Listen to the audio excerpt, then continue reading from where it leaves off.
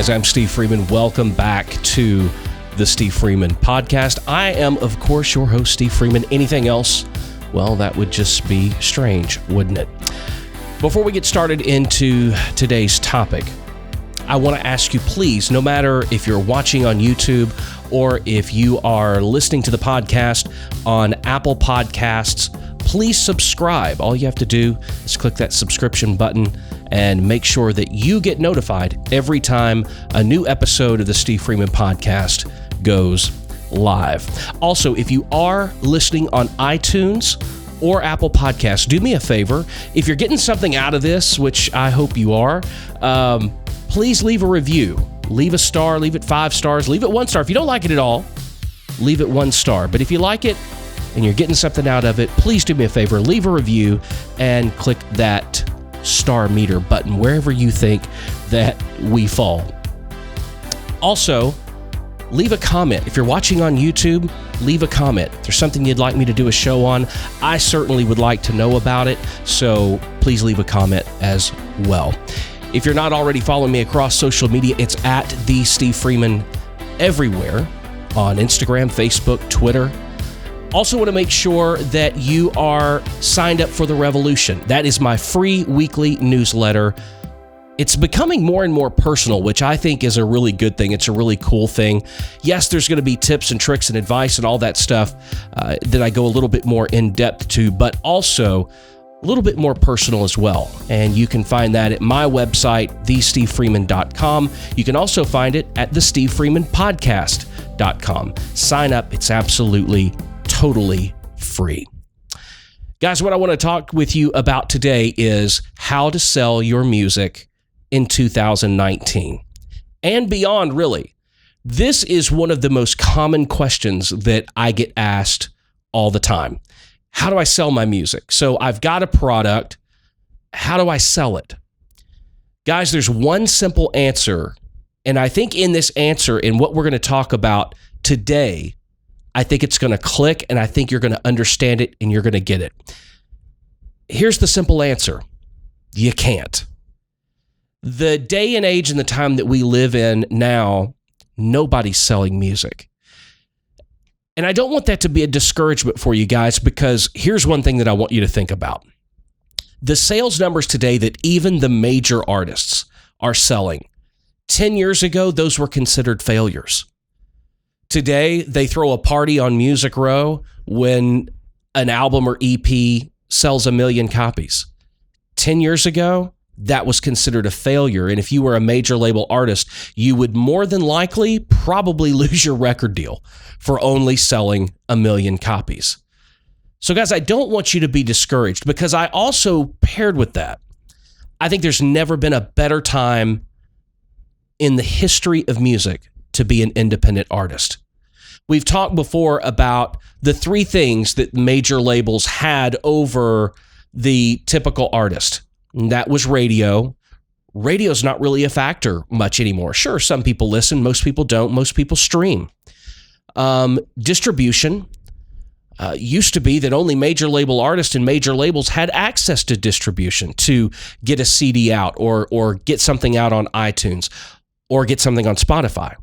That's all gone. Now, I mean, you can record something in your bedroom, like right here today in the studio, and I can have it up on iTunes this time tomorrow. So distribution is no longer a factor or a barrier or a wall to success for independent artists. Third is the ability to mass market that music. Now, major labels, they still have that over the independent artist, but that's purely a financial thing.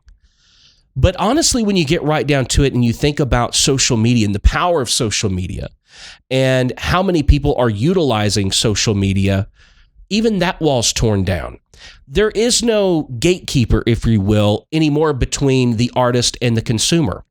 And that's a really, really, really good thing, because you can take your product and take it straight to the street, straight to the consumer. You have that ability. So even that wall is torn down. Unfortunately, at about the same time when all of this started happening and all these walls started being torn down, well, guess what? People stopped buying music. The streaming platforms took over, and now everybody streams. Very few people buy music anymore, and that whole adage is true. Why buy the cow when you can get the milk for free? So when I have people email me or DM me or stop me, or I'm at a conference speaking somewhere and somebody comes up to me, that's one of the main questions. Okay, I've got a great product. How do I sell it? Guys, the simple answer, like I said, is you can't. If you are going into creating and releasing music with the end thought and end goal being to sell it, you're sadly mistaken. To me, there are 3 steps in taking a product to market. Okay, you've got the creative process. That's going to be, writing the songs. That's going to be having the record produced. And then you've got the sales aspect of it, and you've got marketing. What most artists I see is they think so much about the creation, and they think so much about selling it. But very rarely they skip that middle part of the marketing, and they don't really think about how they're going to sell it. You think a lot about selling, but you don't think very much about how exactly it is that you're going to sell your product. And I think that in there, somewhere in that marketing middle area between creation and sales, that's where a lot of you get lost. And then at the end, you get so lost that you end up putting a product out, and then you realize that it doesn't sell, and then you go, why didn't it sell? It's such a great product. The songs are great. The production is great. The instrumentation is amazing. I put so much thought and effort into the creation of this product. Why isn't it selling? Because, guys, the fact of the matter is, and we can sit around and we can argue all day long, we can talk about it till the cows come home and think that it's going to change and people are going to go back to buying music again, when the reality is that they're not. They're not going to start buying music again. Streaming is only going to get bigger. There are only going to be more platforms. And iTunes is heading in a direction to where they're getting rid of selling music altogether. It will just be about Apple Music. It will just be about Spotify. It will just be about Amazon. It's all going to be about streaming. That leaves you, the independent artist, in a peculiar situation, because then if you're setting yourself up to be able to sell your product, you're going to be sadly mistaken. But here's what I want to talk about in the episode this week. Think more about the marketing. Yes, the creation is extremely important, and you need to create as much as humanly possible and make it as good as humanly possible. But guys, don't just skip the marketing step and go straight to thinking about selling it. Unfortunately, where we are today is you've got to think of giving your music away. That's what the major labels are doing. It's unfortunate and it's sad, but it's true. The best way to sell music now, these days, is to develop an engaged fan base. And whether that means you turn those fans from streaming your music into buying a concert ticket to come see you live, and then they buy your merch, and then they might buy a CD when they get there. Music sales is going hand to hand, just like it used to be a long time ago, before we had all these options of Walmart, Target, and all these other physical brick and mortar stores. And now, why would somebody buy something on iTunes when they can pay $9.99 a month and listen to unlimited music, or the same thing with Spotify? So you need to put the focus and the energy on that one step that I think most of you seem to skip so often. And that is the marketing aspect. Part of marketing is growing this engaged fan base.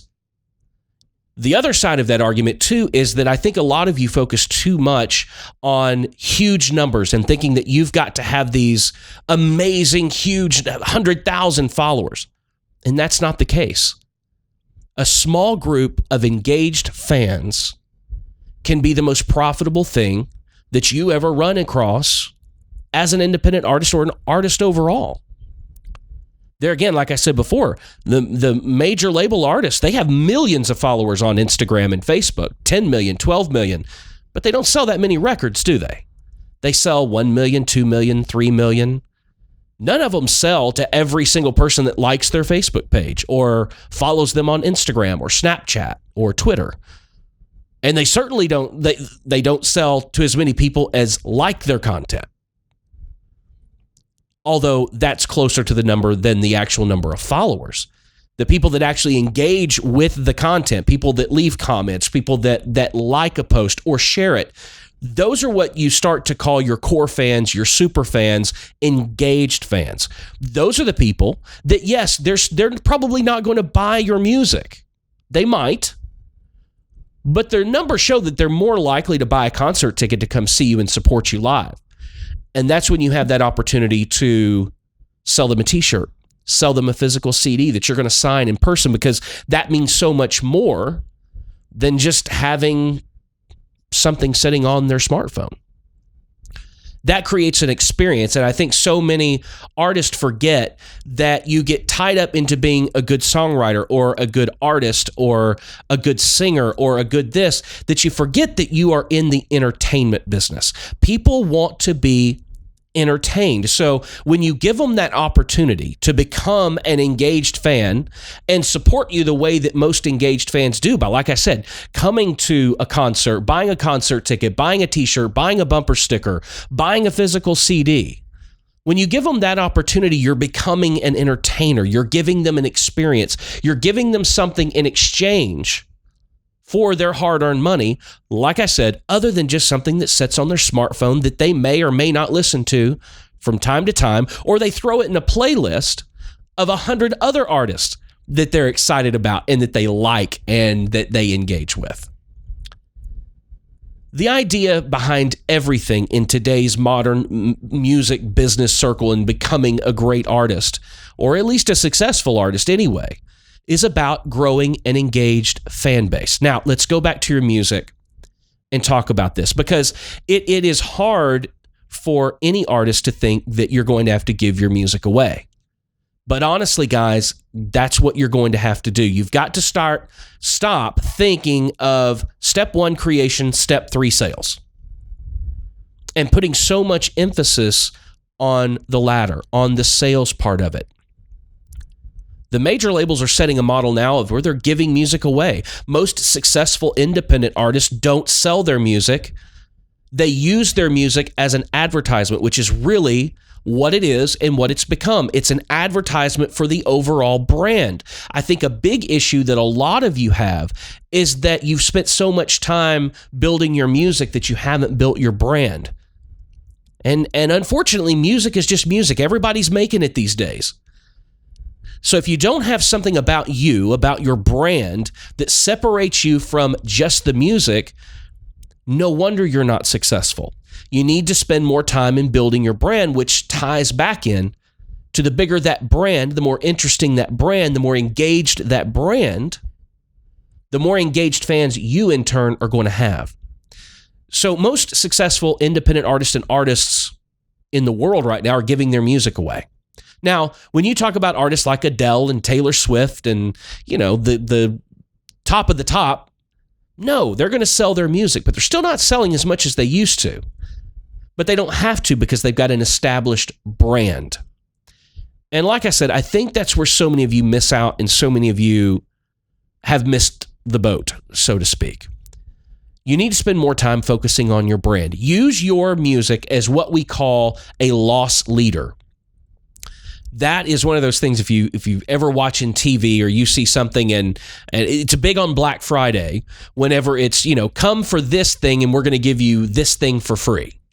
And that thing that they're giving away for free is just to get you to the store. That's the way you need to be thinking about your artist career. Use your music as a doorway. Open that doorway. Allow that music to open that doorway to those potential fans. Then allow you, and your uniqueness and your brand, allow that to speak for itself and welcome and engaged people. Start having a conversation with them. Start having a relationship with them. So many artists that I see and I've seen over the years, that is one of the major things that keep them from really breaking through and becoming a successful artist, because most of them are not people people. That's the easiest way to say it. You've heard the thing, I'm not a people person. Well, you're not people. And the most successful artists are. They are people. They like being around people. They like having those conversations with people. They enjoy interacting with them. There was this thing that started a long time ago that said that in order to be successful and be thought of as famous, that you had to create this barrier between you and your fan. To some extent, that's still being taught today. And I think you're not ever really going to realize the level of success that you possibly could have until you are prepared to tear that barrier down. Want to have conversations with your fans. Want to engage with them. See, engagement is a two-way street. It's almost impossible, especially like with social media. I hear from a lot of you about this as well. I don't get the comments that I want, or I don't get the likes that I want. How many artists are you going out there, or brands that you like? How many times a day are you commenting on their social media posts? I know a lot of you, it's real easy to double tap and like, but how many of you are actually going to other pages that you follow and leaving comments? So how can you sit around and wonder why it's not happening for you when you're not doing it for other people? This is, like I said, it is a two-way conversation that you should be having with your existing fans, engaged fans, and potential fans. They want more than your music. And if there's not any substance there behind just the music, guys, the music is not important enough anymore to be the thing. It's almost the last thing people care about. What I'm encouraging you to do is create a relationship. Create a relationship with these fans. And one way to do that is to forget about selling your music and use your music as it is intended in today's modern music business, and that is use it as an advertisement for the global brand, for the bigger brand, for who you are, for your merch sales, for live concerts. Get them to come see you and start engaging with you live. I know it sucks to sit around and think that the monetary model of create music, sell music is not around anymore, but the sooner that you realize that, the sooner that you accept it, and the sooner you go, okay, that's not an option. I'm not going to sell 5,000 copies of this CD. I don't have 5,000 engaged fans. I may have 50,000 followers on Instagram, but I can promise you right now that if you put a record out today and you've got 50,000 followers on Instagram, you're going to sell less than 500. I guarantee it. Now, will a larger portion of those people go stream your EP or album? They absolutely will. But what are you doing to further the conversation once they go and stream? I know we all get locked into thinking that streaming is a bad thing. It's bad. As a person who makes their living from producing songs and albums and EPs and writing music and writing songs for other artists, yeah, it is frustrating. We're not getting paid what we should be getting paid when a song gets 30 million streams and I get a check for $785. That's not fair, but I could sit around, I could bitch, moan, and complain about that all the time like I see so many other people doing, or I could say, all right, I've got to find another way to monetize that. And that's what I'm encouraging you to do. Know that you're not going to sell to everybody that likes you on Facebook or that follows you on Instagram or Snapchat. Only generally 1 to 3% of those people will actually buy your music. 1 to 3%. That's even true for larger artists. Sometimes when you have a really big brand, that number can go up to 3 to 5%, but most of the time it's 1 to 3%. So you've got to figure out a way to monetize that fan base, but use your music as a loss leader, as that free thing to come in and experience your brand. What else do you have to offer besides your music? And I think that is a huge problem.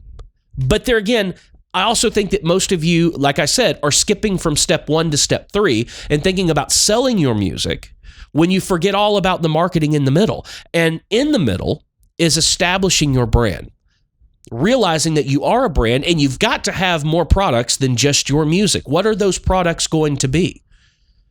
One of the most popular things right now is access. When you talk about an engaged fan and a super fan, they would rather pay for access than they had pay for your music. So Patreon's becoming a big thing. If you've got an engaged fan base, that's one way, giving your engaged fans access to material that not everybody else has. Giving them inside information, giving them an inside look, recording a song a week and sending it to your membership, the people that sign up, whether it's Patreon or any of these other things. But that furthers the relationship with your fans. You've got to figure out a way to monetize your brand. And when you start thinking about this in terms of your brand is bigger than the music, you're going to be miles and miles and miles ahead. Like I've said before, I know it's frustrating. It's very frustrating. But if you know the rules, if you accept the rules, and if you think to yourself, no matter how much I don't like it being this way, but I realize that it is, the moment that you realize what isn't possible, then you start to open up your mind to what is possible. And guys, that lies between 1 creation and 3 sales. It's right there in the middle at number 2. It's marketing. So how do you sell your music in 2019 and beyond? You don't. You certainly don't plan on it, guys. It's frustrating, and I don't like it any more than you do. But I promise you that when you accept that fact and you think that I'm creating this music to create a gateway to build an engaged fan base, you will start to think differently, and I promise you that you will see more success. Selling music is gone. Those days are over. Now that streaming's here, find another way. And look, I talk about other ways all the time. You can go back in the podcast. You can go back on my YouTube channel and watch all these different videos. We're going to get into more of these and more details of, what are some of those things in the middle? What can I do? How do I do it? We're going to get into all that, and I've talked about a lot of it before. You can go back and listen to previous episodes of the podcast or go back and watch some of the videos on YouTube, because there's some very helpful information there. But the music business now, it used to change about every 2 years. Now it changes about every 6 weeks. So there are new opportunities and there are new things happening. There are new platforms that are growing. And all of those you have to think of as your brand. How do you expose people to your brand within these new and growing platforms? First and foremost, you use your music to bring them in. It's almost like fishing, guys. Think about it. And I'm not a big fisherman. I don't mind fishing. I go every once in a while. But think of it this way. You're on the boat. You're going to a place where there's fish. You've got your fish finder out there. But this is a real country reference, and I'm not really that country. But we're going to go with it. See, you got your depth finder on, and you see all the fish out there. You pick up your rod and your reel. You see the line. What do you got at the end of it? You got a hook. If you throw that hook out into the water, empty, without bait on it, the likelihood of you catching a fish is slim to none, and Slim left town a long damn time ago. You got to bait the hook, guys. Use your music as the bait on the hook. Get them on the hook and reel them in. But really, most importantly, once you reel them in, make sure that it's worth the journey for them, guys. And that's on you. That's branding. That's merchandising. That's being interesting as an artist. That's being unique in your creation and in your content. Make sure that when you do reel them in, that they want more. Never throw them back. Always leave them in the boat. But make sure they want to be in the boat, guys. Like I said, I know it's frustrating, and we all wish that we could go back in time 10 years, 15, 20 years ago when people valued music enough to buy it. The fact of the matter is that they don't. So instead of sitting around and sulking about that, we have to come to the realization that they just don't.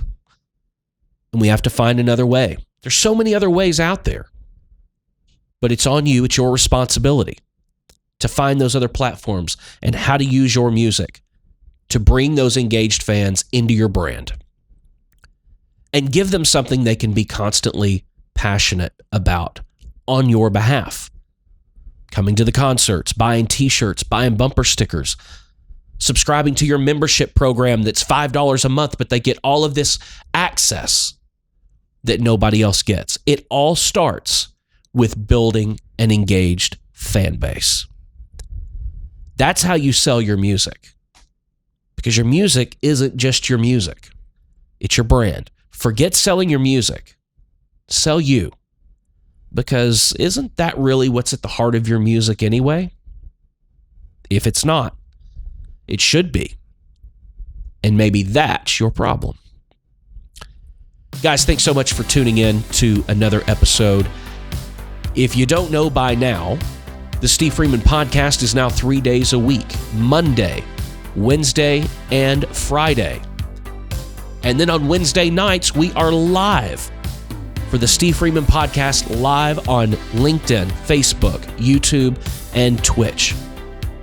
For all of you that enjoy the podcast and listen to the podcast and watch all the videos, that's my time to be able to engage with you guys one-on-one, answer your questions, talk about whatever topic it is that you guys want to talk about. And we'll do that live Wednesday nights at 7 p.m. Central. 7 p.m. Central, Wednesday nights, the Steve Freeman podcast live on Facebook, YouTube, LinkedIn, Twitch.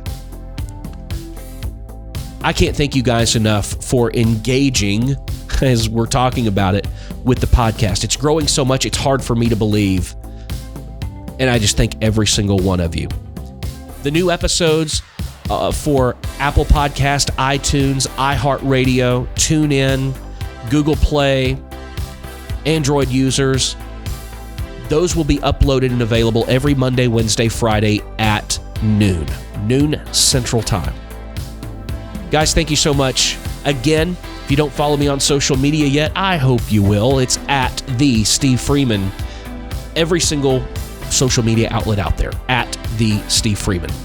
If you want to go more in depth with me and even get a little bit more personal, sign up for my free weekly newsletter called The Revolution. You can find that at my website, thestevefreeman.com, or the brand new website just for the podcast, thestevefreemanpodcast.com. Guys, as always, keep being creative, keep pushing the boundaries, and there's nothing wrong with being independent. See you in the next one.